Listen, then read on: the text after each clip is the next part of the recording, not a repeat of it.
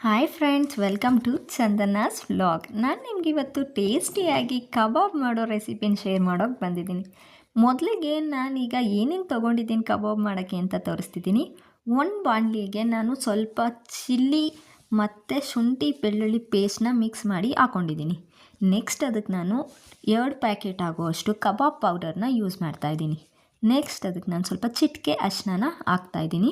ಅರಿಶಿನ ಹಾಕೋದ್ರಿಂದ ಚಿಕನ್ ಯಾವುದೇ ರೀತಿ ನಿಮಗೆ ಹಸಿ ವಾಸನೆ ಬರಲ್ಲ, ಸೊ ಅದಕ್ಕೆ. ನೆಕ್ಸ್ಟ್ 2 ಸ್ಪೂನಷ್ಟು ಅಚ್ಚ ಖಾರದ ಪುಡಿ, ರುಚಿಗೆ ತಕ್ಕಷ್ಟು ಉಪ್ಪು, ಇದೆಲ್ಲವನ್ನು ಹಾಕಿ ಸ್ವಲ್ಪ ಕಡಲೆ ಹಸಿಟ್ಟನ್ನ ನಾನು ಇದಕ್ಕೆ ಆ್ಯಡ್ ಮಾಡ್ತಾಯಿದ್ದೀನಿ. ಕಡಲೆ ಹಸಿಟ್ಟನ್ನ ಆ್ಯಡ್ ಮಾಡಿ ಅದು ತುಂಬ ಟೇಸ್ಟಿಯಾಗಿ ಕಬಾಬು ಕ್ರಿಸ್ಪಿಯಾಗಿ ಬರುತ್ತೆ. ನೆಕ್ಸ್ಟ್ 1 ಎಗ್ನ ನಾನು ಇದಕ್ಕೆ ಹಾಕ್ಕೊತಾ ಇದ್ದೀನಿ. ನಾನು ಇದರಲ್ಲಿ ಪೂರ್ತಿ ಎಗ್ನ ಕೂಡ ಹಾಕಿದ್ದೀನಿ, ಯೋಕೇನು ಸಪ್ರೇಟ್ ಮಾಡೋಕ್ಕೆ ಹೋಗಿಲ್ಲ. ಸೊ ಪೂರ್ತಿಯಾಗಿ ಹಾಕಿ ಇದನ್ನು ಚೆನ್ನಾಗಿ ನೈಸ್ ಪೇಸ್ಟ್ ರೀತಿಯಲ್ಲಿ ನಾವಿದನ್ನು ಕಳಿಸ್ಕೊಬೇಕು. ಚೆನ್ನಾಗಿ ಅದು ಕೆಂಪು ಬಣ್ಣ ಕಾಣಿಸ್ತಿದೆ ನೋಡಿ, ನಾನು ಯಾವ ಥರ ಕಲಿಸಿದ್ದೀನಿ ಆ ಥರ ಅದನ್ನು ನೀಟಾಗಿ ಕಲಿಸ್ಕೊಂಡು ಕಟ್ ಮಾಡ್ಕೊಂಡಿರೋ ಅಷ್ಟು ಚಿಕನ್, ನಾನು ಇಲ್ಲೊಂದು ಅರ್ಧ kg ಚಿಕನ್ನ ತಗೊಂಡಿದ್ದೀನಿ.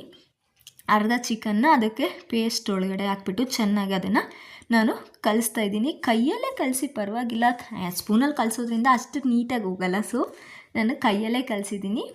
ಆಮೇಲೆ ಅದನ್ನು 1 ಅವರ್ ಮ್ಯಾರಿನೇಟ್ ಆಗೋಕ್ಕೆ ಬಿಟ್ಬಿಡಿ. ನೆಕ್ಸ್ಟ್ ಈಗ ಚೆನ್ನಾಗಿ ಅದು ಮ್ಯಾರಿನೇಟ್ ಆಗಿದೆ, ಕಲರು ಚೇಂಜ್ ಆಗಿದೆ. ನೆಕ್ಸ್ಟ್ ಈಗ ಒಂದು ಕಡಾಯಲ್ಲಿ ನಾನು ಎಣ್ಣೆನ ಕಾಯೋಕ್ಕಿಟ್ಟಿದ್ದೀನಿ.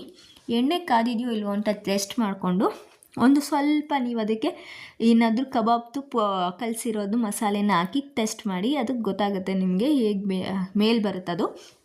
ಆವಾಗ ಎಣ್ಣೆ ಕಾದಿದೆ ಅಂತ ಕ್ಲೀನಾಗಿ ನಿಮಗೆ ಗೊತ್ತಾಗುತ್ತೆ. ನೆಕ್ಸ್ಟ್ ಈಗ ನಾನು ಒಂದೊಂದೇ ಕಬಾಬ್ ಪೀಸ್ನ ಅದಕ್ಕೆ ಹಾಕ್ತಾಯಿದ್ದೀನಿ. ನೋಡ್ತಾ ಇದ್ದೀರಲ್ಲ, ಈ ಥರ ಕಬಾಬ್ ಪೀಸ್ನ ಅದಕ್ಕೆ ಹಾಕ್ಬಿಟ್ಟು ಚೆನ್ನಾಗಿ ಆಯಿಲಲ್ಲಿ ಫ್ರೈ ಮಾಡಬೇಕು. ಅದು ಚೆನ್ನಾಗಿ ಆಯಿಲಲ್ಲಿ ಡೀಪ್ ಫ್ರೈ ಆದಮೇಲೆ ನೀವು ಹೊರಗಡೆ ತೆಗೆದು ಅದಕ್ಕೆ ಬೇಕಾದ್ರೆ ಖಾರದ ಪುಡಿ, ಉಪ್ಪು, ನಿಂಬೆಹಣ್ಣು ಚೆನ್ನಾಗಿ ಹಾಕಿ ನಾವು ತಿನ್ಬೋದು. ನೆಕ್ಸ್ಟ್ ನಿಮಗೆ ನೋಡ್ತಾ ಇದ್ದೀರ ಈ ಕಬಾಬ್ ರೆಸಿಪಿ ನಿಮ್ಗೆ ಇಷ್ಟ ಆಗಿದೆ ನನ್ನ ಚಾನಲ್ನ ಲೈಕ್ ಮಾಡಿ, ಸಬ್ಸ್ಕ್ರೈಬ್ ಮಾಡಿ. Thank you.